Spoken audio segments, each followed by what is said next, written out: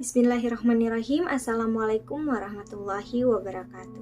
Hai, balik lagi sama aku Nakia, mahasiswi Universitas Pancasakti, Fakultas Ekonomi dan Bisnis, Program Studi Manajemen S1.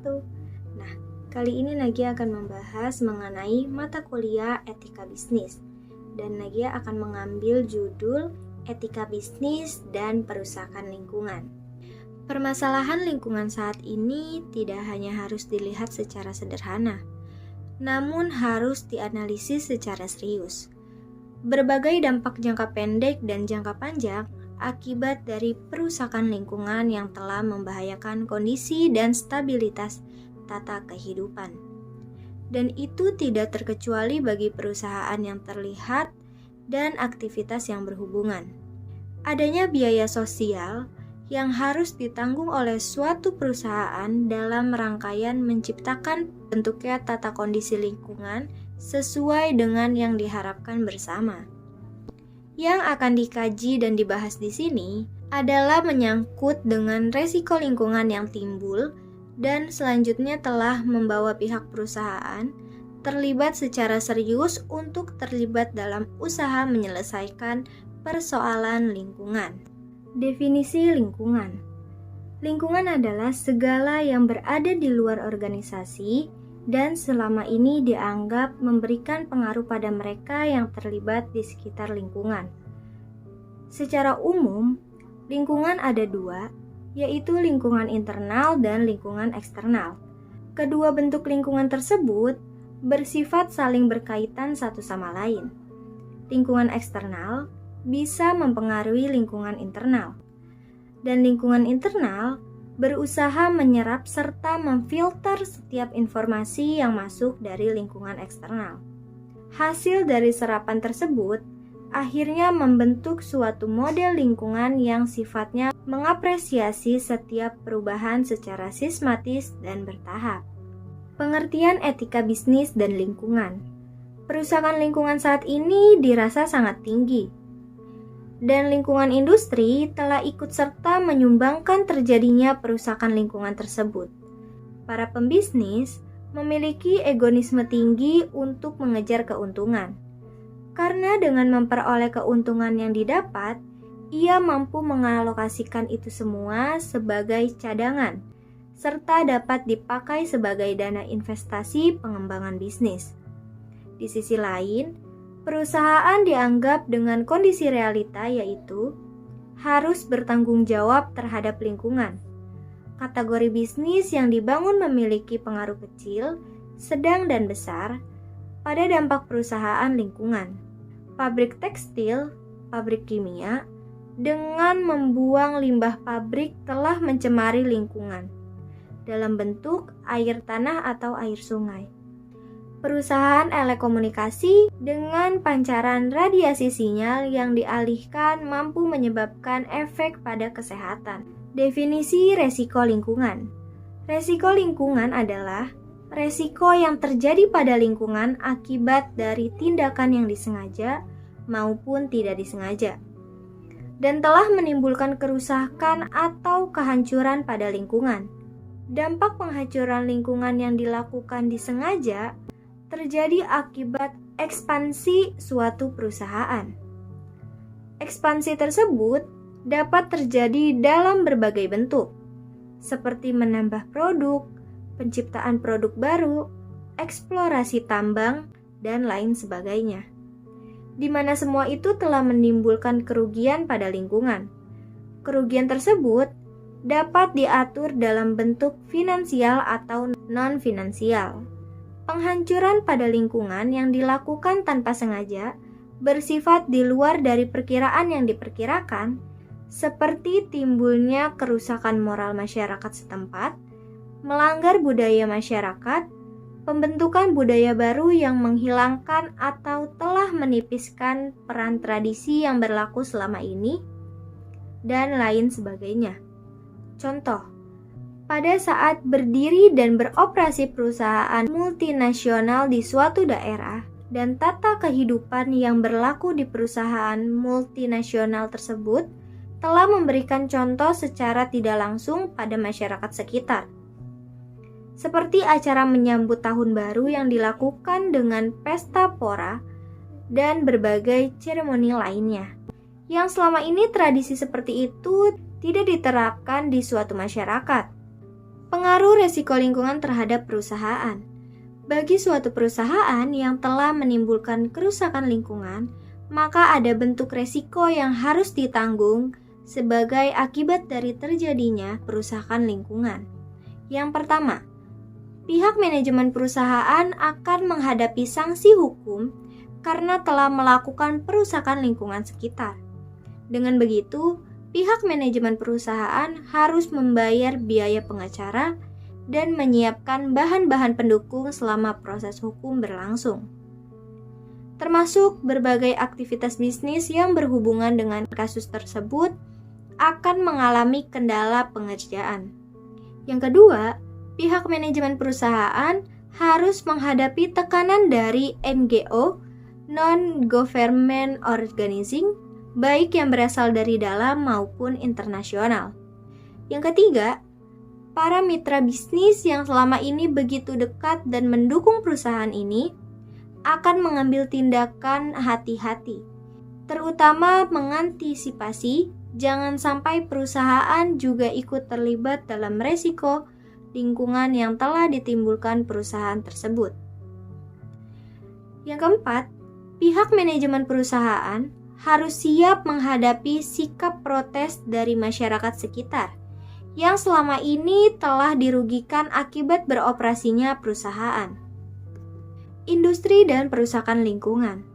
Persoalan perusakan lingkungan yang dilakukan oleh sebagian perusahaan pada era sekarang telah dipandang sebagai persoalan serius dan tidak bisa dilihat sebelah mata. Sebuah perusahaan yang berbagai aktivitas ruang lingkup bisnisnya telah membawa dampak positif dan negatif pada lingkungan. Pada dampak positifnya, mampu memberikan pengaruh bagi usaha untuk mendorong menciptakan kebutuhan-kebutuhan yang selama ini belum terpenuhi untuk selanjutnya terpenuhi. Dan pihak perusahaan memperoleh profit sebagai bentuk imbalan dari penjualan produknya. Dampak negatif yang terjadi selama proses meraih keuntungan itu dapat dilakukan seperti pencemaran lingkungan akibat pembuangan limbah dan polusi yang telah ditimbulkan. Di sini, suatu bisnis khususnya industri memegang peranan besar dalam ikut memberikan dampak tersebut. Ada beberapa jenis sektor industri yang dianggap dominan dalam memberikan pengaruh pada perusakan lingkungan.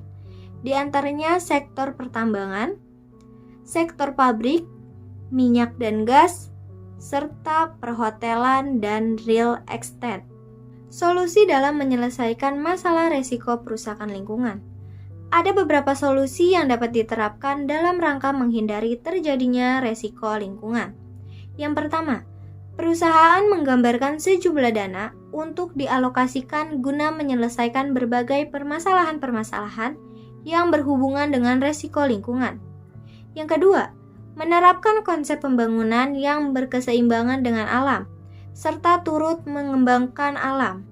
Yang ketiga, dibangunnya solusi konstruktif dengan bidang pengembangan lingkungan seperti bagaimana melakukan pengendalian polusi udara, pencemaran air, kesadaran dan kepedulian pada lingkungan sekitar, penyelesaian hutan, marga satwa, penataan perumahan yang berbasis harmoni dengan alam, dan lain sebagainya.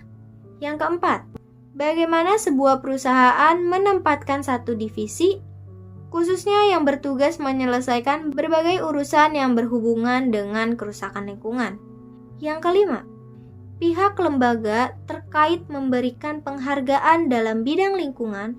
Pemberian award lingkungan dapat dijadikan sebagai salah satu acuan untuk melihat bagaimana prestasi perusahaan dalam turut menjaga lingkungan. Yang keenam, menentukan dengan jelas dan tegas pada setiap perusahaan yang ingin ikut tender, mengharapkan proyek harus memiliki sertifikat ISO bidang lingkungan dan berbagai persyaratan lainnya yang berhubungan dengan lingkungan. Sekarang kita coba untuk membahas satu kasus dan penyelesaiannya. Kasusnya ada PT Tekstil Sejahtera Alam. Ia adalah sebuah perusahaan tekstil yang telah berdiri selama 12 tahun. Berkedudukan di Tangerang, Indonesia, aktivitas perusahaan selama 10 tahun yang lalu tidak begitu menunjukkan peningkatan profit yang luar biasa. Artinya, produksi perusahaan selama ini dianggap mampu memberikan pendapatan profit, namun belum menunjukkan tingkat memperoleh pendapatan yang bisa dipakai untuk membiayai ekspansi perusahaan.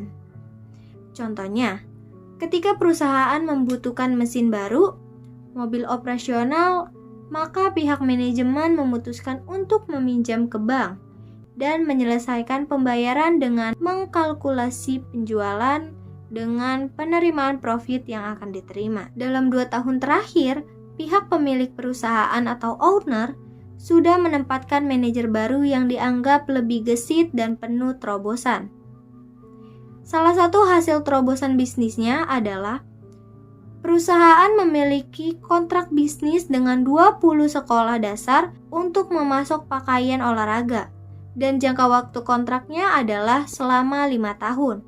Kondisi ini jelas sangat menguntungkan bagi pihak perusahaan, karena mereka sebagai penyedia bahan kaos dan selanjutnya tinggal menghubungi rekan bisnisnya di bidang penjahit.